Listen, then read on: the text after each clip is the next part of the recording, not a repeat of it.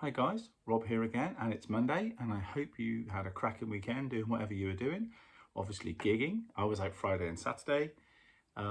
Jazz gig on the Friday with Lily Dior up in Woodstock, which was nice, Oxfordshire.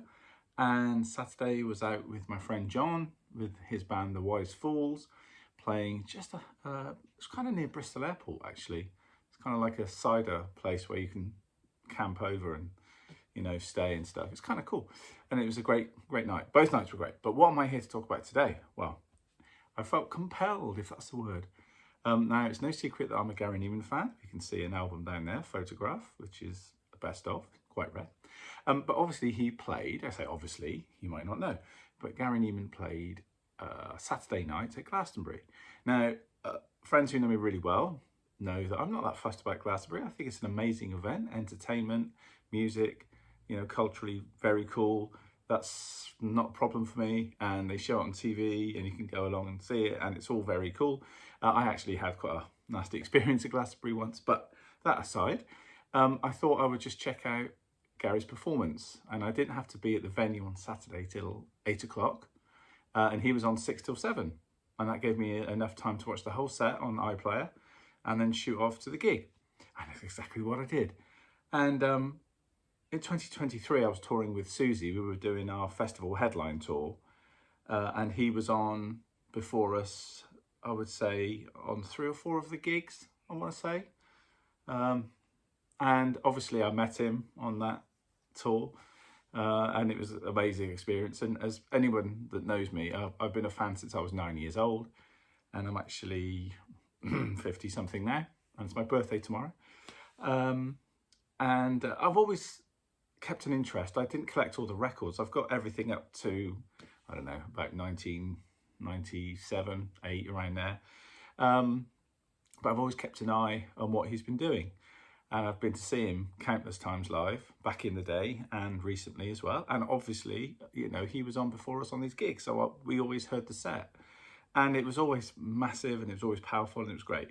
But I had no idea how much watching him at Glastonbury, and it's not because it's Glastonbury for the reasons I've just said, I'm not that fussed about it, but it was just great to see him there doing it. I have to say, after all these years, 5 decades he's been in the game, and to suddenly see him finally there, though I think he should have been on the pyramid stage, but there you go.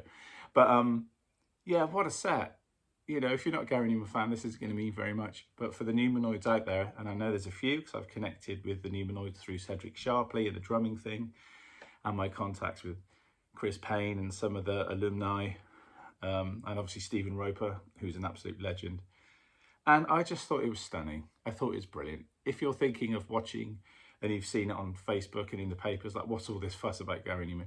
Just watch it. It might not be your thing, but he just come out and him and the band just nailed that set.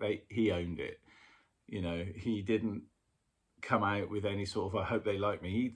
They all just came out from the minute they come out of that, around the curtain, and he, hugs Gemma or whatever, his wife, and he comes around, the band are already out and everyone's getting on, drummers on this plinth, and the keyboard player, and it's just like, right, we're ready for business. And the way the two guitarists, the guitarist and the bass player, look out to the crowd, it's like, yeah, we've got this.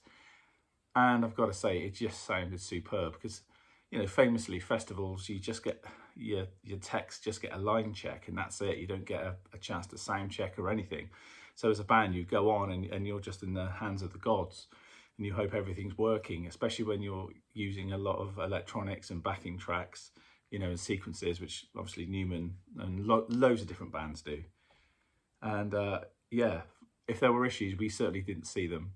I thought the set was brilliant. He did enough of the old stuff and the newer stuff. He brought on his daughters, Raven and Persia, which I thought that was a nice touch. Originally, I thought, oh my God, it's like the Partridge Family. What's going to happen here, So I'm not really aware of.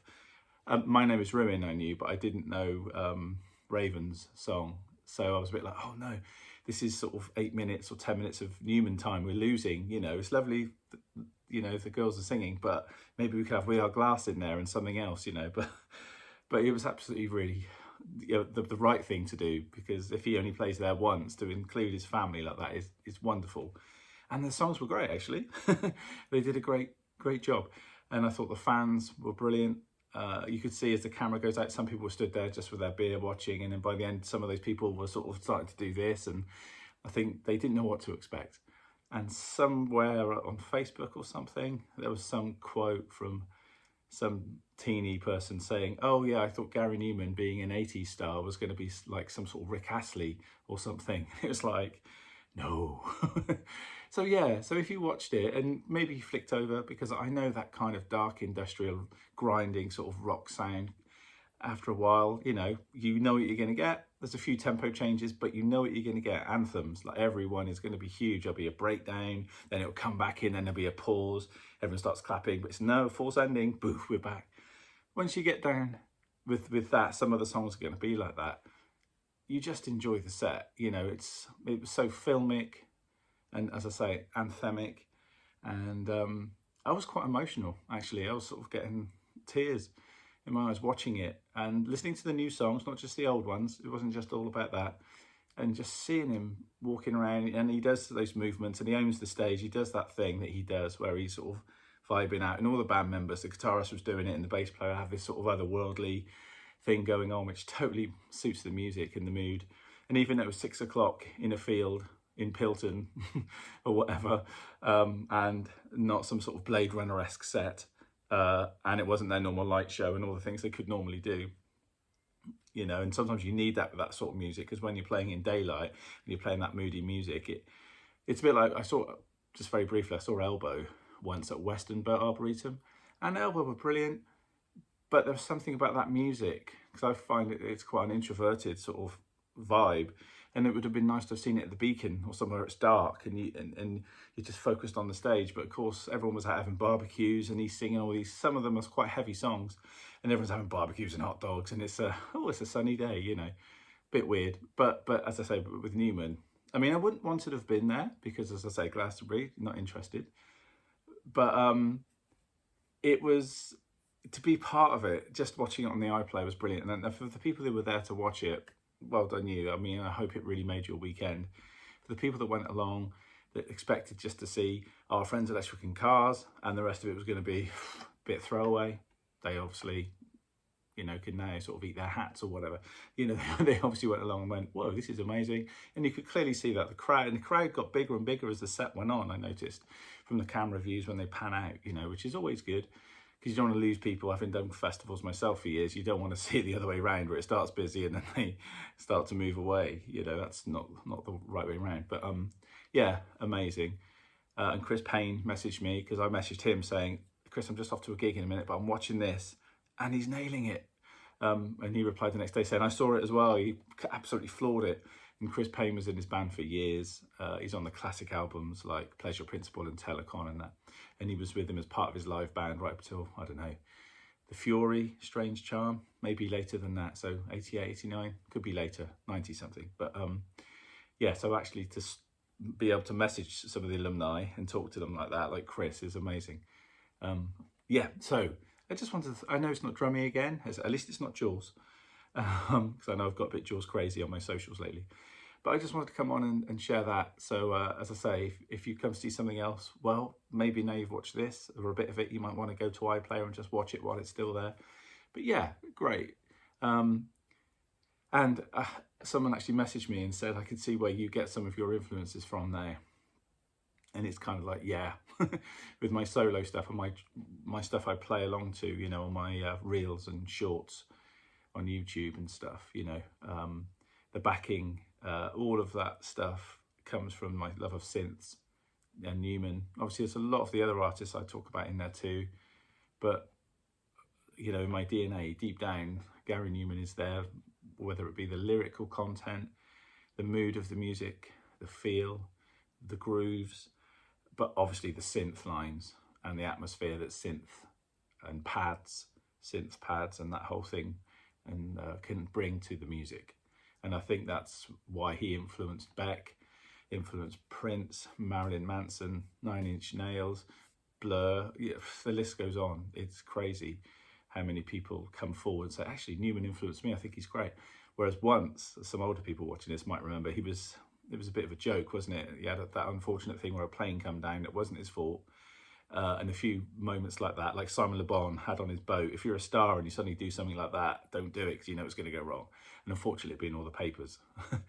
So, and his career took a bit of a dip. I don't want to say a dive like an aeroplane, but it took a, it goes like this anyway. But then there was a massive dip until he came back with like, what was it, Sacrifice or Exile, one of those albums in the 90s that really brought him back up again. And yeah, I was just, proud is the wrong word maybe, or maybe I was. Yeah, I think I was proud. And as I say, I could see when he played Down in the Park in some of the older songs, it's not that your childhood flashes before your eyes, but his music's been with me, a bit like Prince and people, all my life. Longer actually, longer than anyone. He was 79, I found Prince about 86.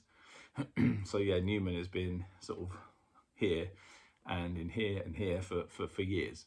So to watch him actually do that and do a grand job without any technical problems or any little things that people can pick up on or falling over or, oh, look at what happened there. Just to be able to see a performance that looked flawless and sounded flawless. Playing with Susie and Lorena, sometimes things happen on those stages that other people don't know, but we're like, afterwards we go, God, how did we get away with that? Well, that was a bit weird. That dropped out, or my click stopped for a minute, or the computer, whatever. But as far as I could tell, they didn't have that. So I just wanted to say that because I've got rushed to the studio now, always things to do. But I just wanted to do this just very quickly before I leave. It's like 8 o'clock in the morning or something. So yeah, I'm going to put this out now as soon as possible. As I say, if you didn't see it, go and see it. If you're not interested, that's great too. But Gary Numan and the boys in the band, brilliant. Gemma, whole family, well done, amazing. God, I'm so proud to be a Numanoid today. Well, I always am, but knowing that other people could see just how good he was and seeing those comments come up on Facebook and things of, oh, that was quite good, wasn't it? By people that would normally not bother. That's what we're looking for, pull in the people that just think, oh yeah, it was Cars and our friends Electric and we are Glass or whatever, so it was good. So anyway, I'm going to hopefully post a few more things. There'll be some more videos dropping. And if you did see the Glastonbury thing, drop it in the comments. Let me know what you thought about the show, whether you liked it or not, actually. I don't mind. Either way. We can't all like everything. It's like there was a comment on my Jaws video the other day where someone said, nah, it's a bit boring, really. And I thought, yeah, you got nothing else to do with your life. Bless you. but as I say, if that's how you feel, that's how you feel. Right. Nearly 13 minutes, so bada bing, I'm going to go. So, as I say, off to the studio as ever, get things done, and have a groovy Monday. And as I say, I'll be dropping some videos of me playing, improvise some stuff, but also with some more music backings. I'm sort of getting into that for a little while. So this solo drum thing's quite nice, trying to make the music out of that and make it interesting for those 2-minute things. But now I'm starting to play along to some backings as well, just to kind of up the ante. And of course, some of them are Numan-esque anyway, so thanks, Gary. You the man. All right. Have a groovy Monday. I really am off now. So thanks for watching, and I'll see you again soon.